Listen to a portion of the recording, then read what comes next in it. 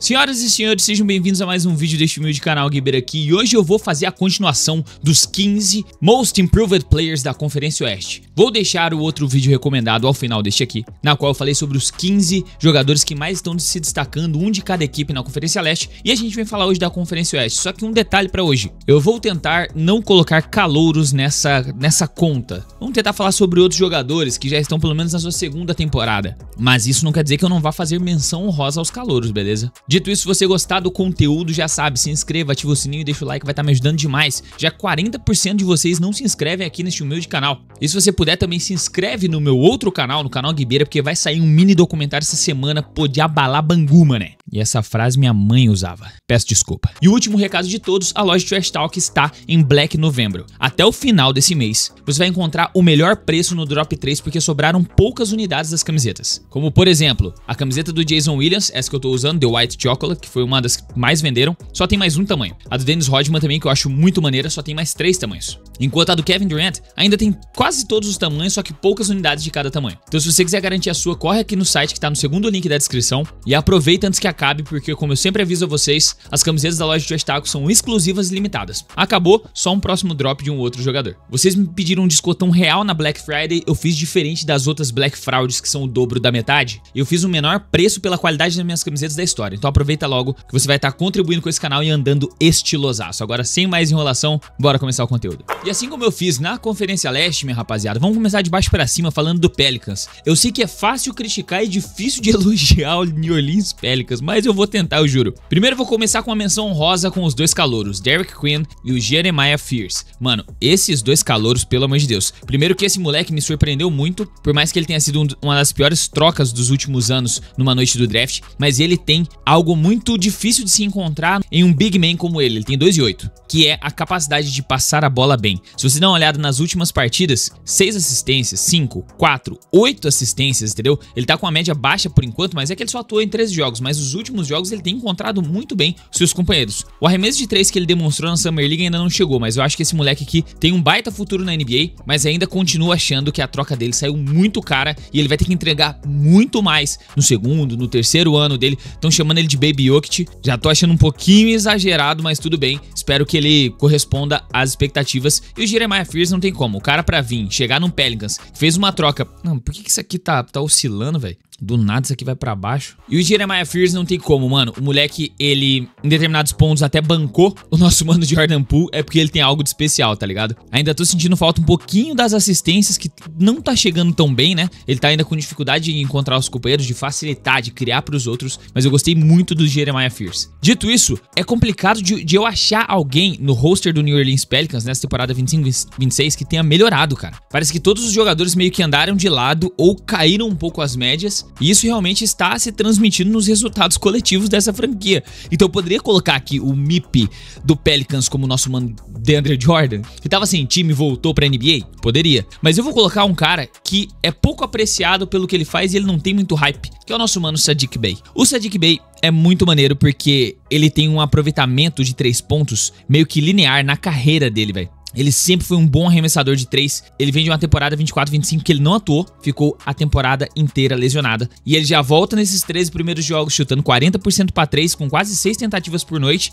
incluindo 12,4 pontos, 2 assistências, quase 5 rebotes. Um cara bem confiável para você colocar como um ala de rotação no seu time. O restante dos jogadores ali, eu pensei ainda num Trey Murphy, ele já vem despontando desde a temporada retrasada, já faz 3 anos que o moleque tá jogando em alto nível. Herb Jones, role player, ele é um role player meio que linear também. Então vamos considerar o Saddiq Bey, porque o cara sair de uma lesão de uma temporada inteira pra essa já voltar com mais de duplos dígitos e 40% pra 3, eu acho que é o certo a se fazer num time que tá em último na Conferência Oeste. O próximo time é o Sacramento Kings e é também muito difícil da gente elogiar o Sacramento. Pra criticar é fácil, pra elogiar que não é tanto. Mas eu vou colocar nosso mano Russell Westbrook porque eu tenho justificativa aqui. O Westbrook, ele não reassinou com o Denver Nuggets. Denver Nuggets parece que não quis oferecer um contrato maior pra ele, ou ele meio que quis apostar nele mesmo. Ele ficou até o último dia quase da off-season pra ele achar achar uma equipe pra ele ir. E quando ele achou foi o Sacramento Kings, que definitivamente não tinha o melhor elenco pra integrar ele. E agora que ele chegou no Sacramento, o cara tá chutando 40% pra 3, 40% de quadra, 67% de lance livre, 14 pontos, mais do que ele fazia no Denver, que era 13 e pouquinho, 6,6 rebotes com 6,4 assistências, sendo um baita defensor e mandando o Dennis Schroeder, que tem um contrato quase 10 vezes maior do que o dele, pro banco de reservas. Nosso mano Westbrook, então, merece mais respeito. Mais uma vez, eu sinto que tentaram colocar ele numa blacklist. Ele ainda é muito útil na NBA e quase todo time gostaria de um Westbrook para trazer uma energia do banco, ser um veterano muito maneiro, assim, que é muito companheiro dos outros jogadores do time. Todo mundo gosta de estar perto, independente do que um podcaster ou um cara da ESPN fale ao vivo ali, querendo desmerecer a carreira do cara. Exijo mais respeito do senhor Russell Westbrook III, valeu? Agora vamos de Dallas Mavericks, que assim, olhando pelo elenco, seria facilmente um time que a gente poderia eleger um top 3 que estão performando abaixo, como por exemplo, Klay Thompson. Poderíamos falar do Cooper Flag, que é um calouro, mas a gente já falou demais de calouro nesse canal, então eu vou colocar o título de Most Improved Player até agora para Max Christie, que subiu as médias de carreira dele de 6,7 para quase 13 pontos por partida, chutando 45% para 3, e detalhe, isso aconteceu desde que ele chegou no Dallas, porque o Dallas precisava mais dele do que o Lakers, ó. As médias dele no Lakers, como você pode ver aqui, ó, 8,5 pontos, 1,4 assistências, 2,7 rebotes. Chegando no Dallas, 11,2 pontos, começando nessa temporada, quase 13 pontos, sendo um defensor eficiente e ainda por cima um dos melhores jogadores para colocar ao lado de Cooper Flag, por incrível que pareça, quando tá Max Christie, D'Angelo Russell e Naji Marshall em quadra, o quarteto desses caras é onde o Cooper Flag performa melhor, mesmo quando ele tá sendo obrigado a jogar na posição 1, né? Tá colocando o cara fora da posição de ofício dele. Então vamos embora pro próximo time, que é o Memphis Grizzlies. Cara, e assim que eu olho pra esse time do Grizzlies, já dá vontade de falar do Cedric Coward, porque esse moleque me impressiona muito, velho. A maturidade do basquete dele com tão pouca idade é impressionante. Mas na real, quem é o Most Improved Player até agora do time do Grizzlies é o Jock Landale. Cara, esse time tá tão disfuncional, eles estão tão bagunçados com questão a tipo elenco, rotação, quem começa, quem termina os jogos, que o Jock Landale tá parecendo muitas noites o melhor jogador de quadra. A gente também não pode esquecer também daquela desmotivação do Ja Morant, mas vamos colocar aqui, ó, de temporada passada de 4,8 pontos, um cara que jogava aproximadamente 12 minutos por jogo, está jogando mais do que o dobro, 24,4, com 10,3 pontos, mais do que dobrando a maioria das suas médias, mano, de assistência, de rebote, de pontos. Ele tá tendo autonomia até pra chutar mais do que o dobro que ele chutava pra 3 e tá convertendo 45%. Velho, o Jock Landale aqui entrou pra rotação do time do Memphis Grizzlies comendo pela beirada. Foi só uma lesãozinha ali do JJJ pra ele falar assim, epa, dá mais chance pro pai. E aí tá correspondendo, né? O australiano tá vindo bem. O próximo dessa lista é mais um time que é muito fácil da gente criticar, que é o Los Angeles Clippers. E eu poderia tranquilamente colocar aqui nosso mano que tá com duplo de média, né? Cara, o Ivica Zubac é um dos poucos caras que tá performando em realmente alto nível, só que não é de hoje que ele tá bem assim não, tá? Desde a temporada passada ele já deu uma elevada no seu basquete, assim, já colocando ele na corrida de top 6 de defensor do ano e ficando no segundo time ideal de defesa. Então não é justo a gente colocar ele que já está performando acima da média já tem algumas temporadas. Poderia colocar o John Collins também, só que o John Collins tá com as médias abaixo, ele tá inclusive jogando menos, ele deveria ser mais utilizado pelo técnico Tyronn Lue. Isso aqui fica já como uma dica caso o Tyronn Lue esteja assistindo esse vídeo. Ai. Mas tá tão difícil da gente eleger um cara que tenha elevado o seu nível. Nesse time do Clippers, eu até dei uma olhada, por exemplo, nas estatísticas do James Harden. Ele tá fazendo 4 pontos a mais de média do que ele fazia na temporada passada. Eu vou entregar esse prêmio para o Cam Christie, o irmão do Max Christie. Tá aí, a família Christie pegou uma dobradinha. O Cam Christie na temporada anterior, ele tá no seu segundo ano de NBA, tá? Fazia 1,4 pontos, minha família. Ele tá fazendo 5,5. É nesse nível que o time do Clippers está debilitado. E o irmão do Max Christie, que é muito parecido, eu não sei se eles são gêmeos, eu acredito que não. Vamos descobrir agora. Um nasceu em 2005, o outro nasceu em 2003. Não, o Max Christie é mais velho. Mas o Cam Christie tá sendo um cara bem assim. Pra quem fica pouquíssimo tempo em quadra, mano. Olha, ele fica 11,5 minutos de média, ele não joga nem um quarto completo. Produzir 5 pontos, 2 rebotes, uma assistência, chutar 43% pra 3, tá excelente, mano. Já dá pro Clippers pensar numa rebuild em volta dele, que é só o que vai sobrar, velho. Ai, mano. Próximo vídeo do Clippers vai ser bem maneiro, mano. Eu garanto pra vocês. Agora o próximo time é o Utah Jazz. Cara, o time do Utah Jazz, vocês já sabem que eu tenho um queridinho. Vocês já sabem que eu tenho um nome aqui que pra mim seria o meu Most Improved Player tranquilão, que é o Walker Kessler. Ah, Guibera, toda vez que você fala do Walker Kessler, mano, presta atenção no que tá acontecendo aqui, ó. Olha essas estatísticas aqui que eu até aumentei o tamanho pra você ver se faz sentido. 14,4 pontos, 10,8 rebotes, 3 assistências, calma, 1,8 tocos com 1,4 roubos de bola, chutando 75% pra 3, 70% de quadra e 70% de lance livre. 70, 70, 70. Faz sentido, irmão? Exatamente, não faz o mínimo sentido e é nesse nível que o Walker Kessler tava sendo incrível em 5 partidas, até que ele teve uma lesão que tirou ele do resto da temporada. Então, por ser ainda no começo da temporada, a gente pode refazer esse vídeo mais pra frente, né? Porque uma hora ou outra eu vou estar sem assunto pra falar e a gente pode refazer um conteúdinho como esse.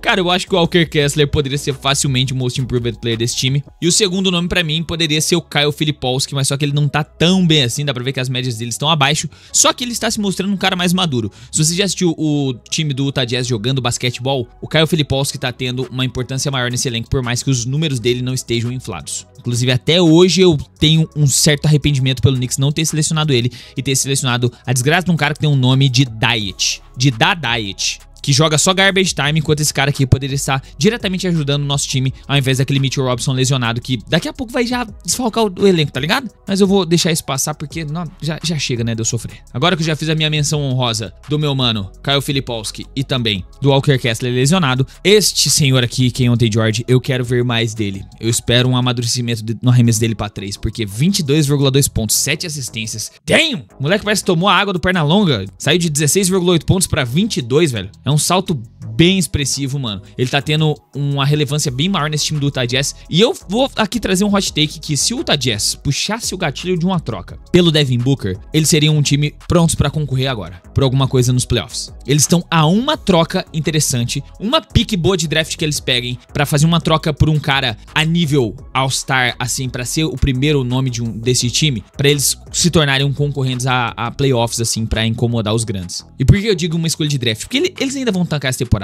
Digamos que eles peguem um top 3 e temporada que vem eles puxam um gatilho de uma troca do Devin Booker. Irmão, já pensou esse time mandando 2 jogadores jovenzinhos ali, uma escolha top 3 de draft pra aquele time do Phoenix Suns? Vai precisar de uma reconstrução em breve. Pra jogar Lauri Markkanen, Walker Kessler, todo mundo saudável, toda essa gurizada aqui que eu já citei, o Filipowski vai estar por aqui também, vai estar ali desenvolvendo o Ace Bailey mais um pouco, e aí coloca como alarmador nosso mano Devin Booker. Irmão, esse Utah Jazz ia ficar chato e vocês não estão prontos para essa conversa. Próximo time da lista é Trail Blazers, e eu já tenho o nome aqui, não preciso nem olhar o elenco. Deni Avdija. Este homem israelense é um monstro! Inteligente, alto, atlético, pontua nos 3 níveis, jogador completo. Adoraria ter ele no Knicks, velho. Pelo amor de Deus, 26 pontos, 6,5 rebotes, 4,8 assistências, chutando quase 40% pra 3, tendo noites adentro e noites afora, na qual ele é o maior pontuador do time. Olha essas últimas partidas aqui do Trail Blazers, 29, 22, 32, 27, 33, com 2 duplo-duplos nesse meio tempo. Cara, uma boa média de assistências. Algumas partidas contra fortes defesas, como por exemplo do Houston Rockets, ele terminou com 7 turnovers. Só que o time, por enquanto, está exigindo muito da parte de armação dele. Ele tá conseguindo dividir legal essa carga com o Drew Holiday, mas só que o Deni Avdija é muito bom jogador, velho. Damn, que cara bom, velho. Já é o meu favorito pra corrida de Most Improved Player geral da NBA. Do time do Phoenix Suns também eu já tenho um na ponta da língua, que é o Grayson Allen. Pô, o que vai falar de um cara que fez esses dias 42 pontos? E aí engatou numa sequência de 23 e 12 logo em seguida. Mas só que esses 42 pontos aqui, eu falei, mano, o time do New Orleans Pelicans devia falar, velho, pra mim chega, pra mim deu, vou entrar em reconstrução, porque...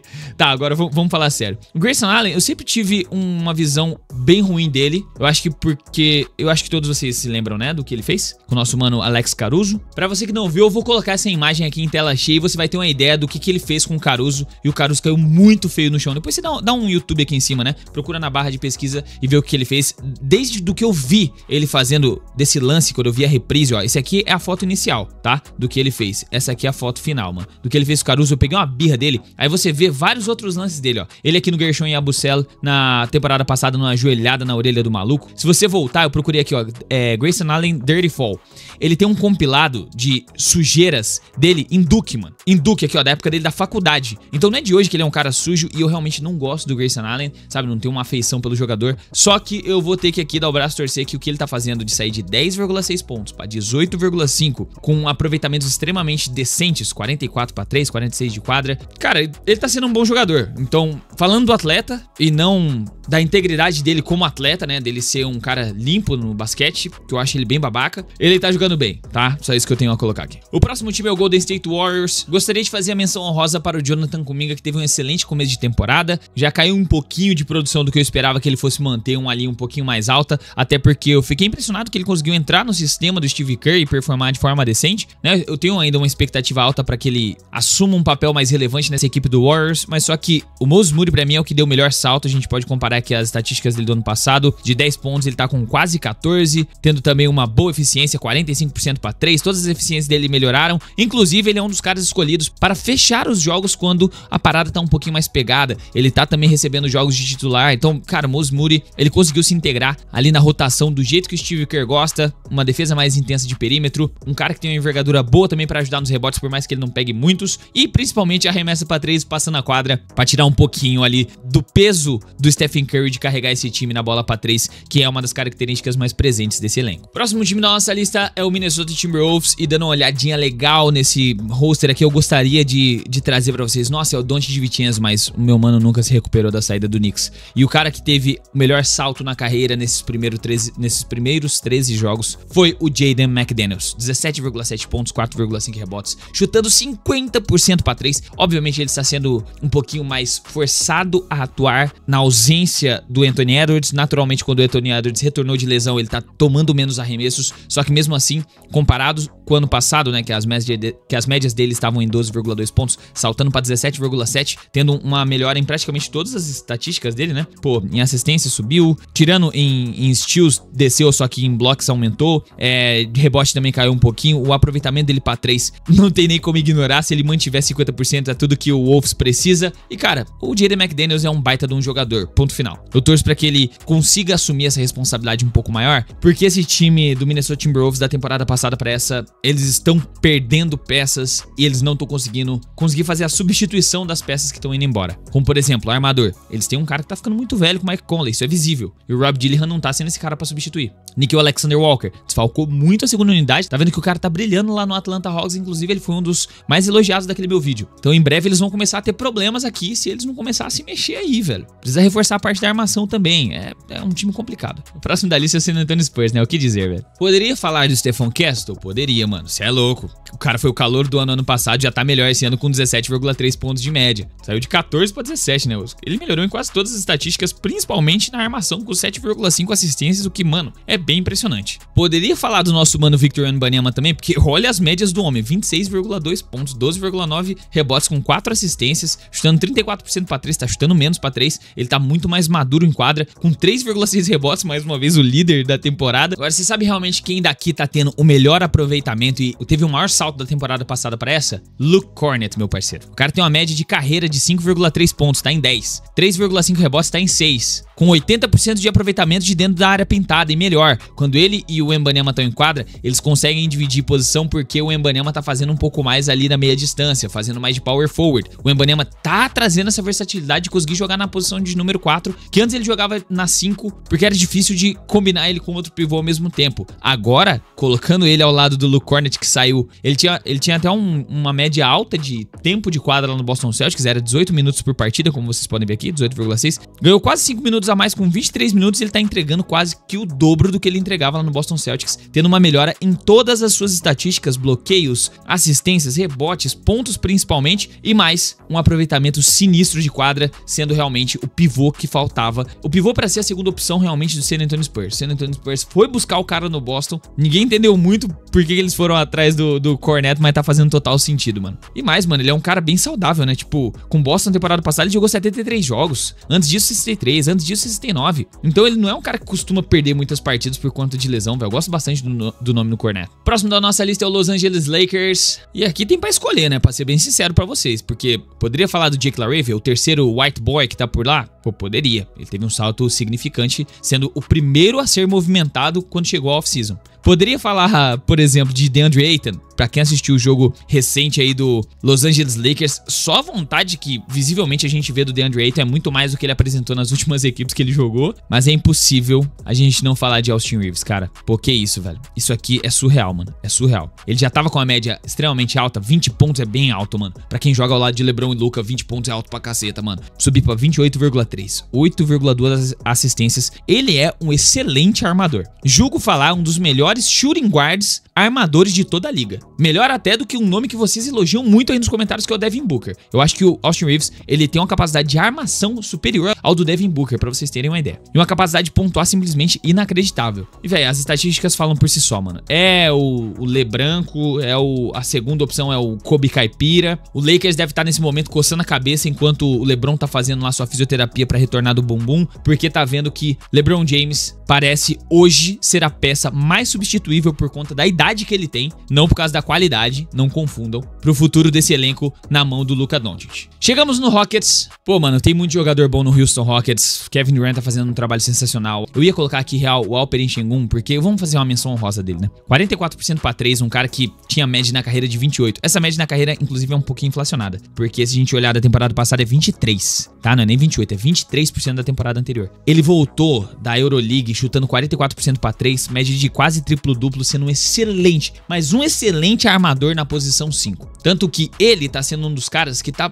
mostrando, tá dando uma maquiada na falta de armador que esse time do Rockets tem. Esse time do Rockets ainda precisa de um armador. Eles estão tampando ali o sol com a peneira com Rich Shepard e com improvisações. Só que é por causa que o Alperen Sengun, ele é muito semelhante ao Jokic. Esse sim, tinha que ter o apelido de não ser Alp e sim Baby Jokic, ao invés do que falaram aqui o apelido do Derrick Queen que acabou de chegar, Baby Jokic. Mas pra mim o Amen Thompson é o most improved player desse time nessas primeiras partidas, porque, cara, olha da temporada passada, de 14,1 pontos ele subiu pra 17, né, o que já é incrível. O cara terminou a temporada passada no time ideal de defesa, né, no segundo ano de NBA e quinto na corrida de defensor do ano. As estatísticas dele estão monstruosas, mas se você olhar essa estatística em específico, assistências, ele tá tomando pra si uma responsabilidade muito maior de tentar carregar a bola e de jogar como armador, que é a posição que ele nunca jogou, acho que na vida inteira, e isso precisa ser muito apreciado pelo que ele tá entregando, sabe? Então a versatilidade, a capacidade de adaptação, o atleticismo e tudo que esse moleque tá entregando no terceiro ano de NBA, sendo forçado a jogar numa posição que não é a dele.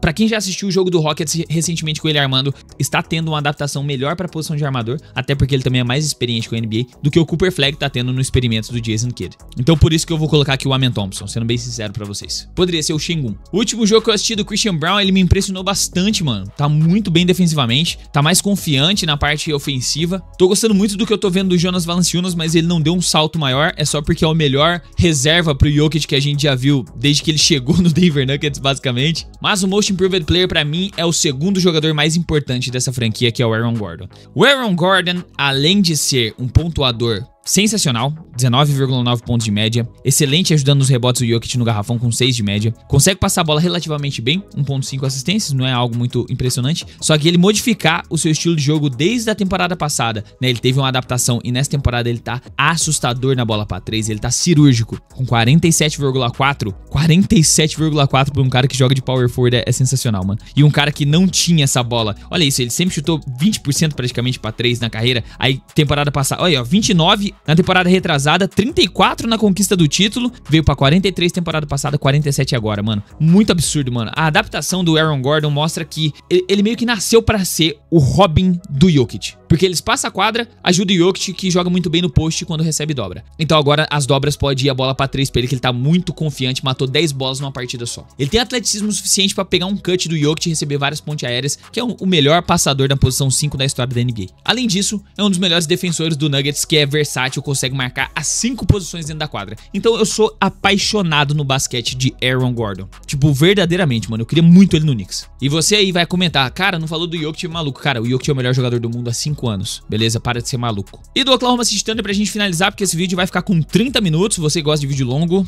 espero que você esteja gostando dessa experiência, mas é o AJ Mitchell, mano, não tem pra onde fugir. Da onde saiu mais um talento no segundo ano de NBA, saltando 10 pontos acima da média dele habitual, 3 vezes mais tocos, mais do que o dobro de roubos de bola, mais do que o dobro de assistência, mais do que o dobro de rebotes, ainda com eficiência de 34% de 3 e 45% de quadra, sendo o cara que praticamente substituiu ali por quase 30 minutos de quadra a posição 2 do time do Thunder, sabe? Ajudando aí nesse período sem o Jalen Williams. É impressionante. E não só ele, tá? A gente poderia falar de muitos nomes que estão tendo temporadas absurdas, como o Isaiah Hartenstein. Pô, que isso, mano. Que começo de temporada pro Chet Holmgren. Shai Gilgeous-Alexander continua jogando pra nível MVP mais uma vez. Então, cara, o time do OKC, ele simplesmente vai ficar incomodando como o melhor time do Oeste durante mais umas 3 temporadas. E você aí que está assistindo esse vídeo, acostume-se com isso, que eles não vão sair daí tão cedo. Mas é isso, minha rapaziada. Comenta aqui o que você achou da minha lista, ou se você trocaria algum nome, se eu esqueci de alguém. Complementa o vídeo com os comentários, que eu sempre gosto de ler o que vocês digitam aqui embaixo. E se você ficou até aqui nesse vídeo, não é possível, mano. Você gostou desse canal, então verifica a sua inscrição, ativa o sininho pra receber todos os vídeos em primeira mão, deixa aquele like bolado que já vai estar ajudando demais a esse canal se manter de pé. Se quiser ajudar mais diretamente, tem o Valeu Demais, tem o Seja Membro, que tá apenas R$2 pra você ajudar esse canal. E aproveite, eu vou falar mais uma vez, a Black November da loja Trash Talk, segundo o link aqui embaixo, é o menor preço das camisetas oversize da loja Trash Talk do ano. Ele não vai voltar, eu prometo isso pra vocês. São camisetas exclusivas, limitadas e de qualidade extremamente alta. Muito melhor do que qualquer loja genérica que você vai achar aí, uma camiseta que você vai andar na rua, você vai ver os caras usando também. Os caras,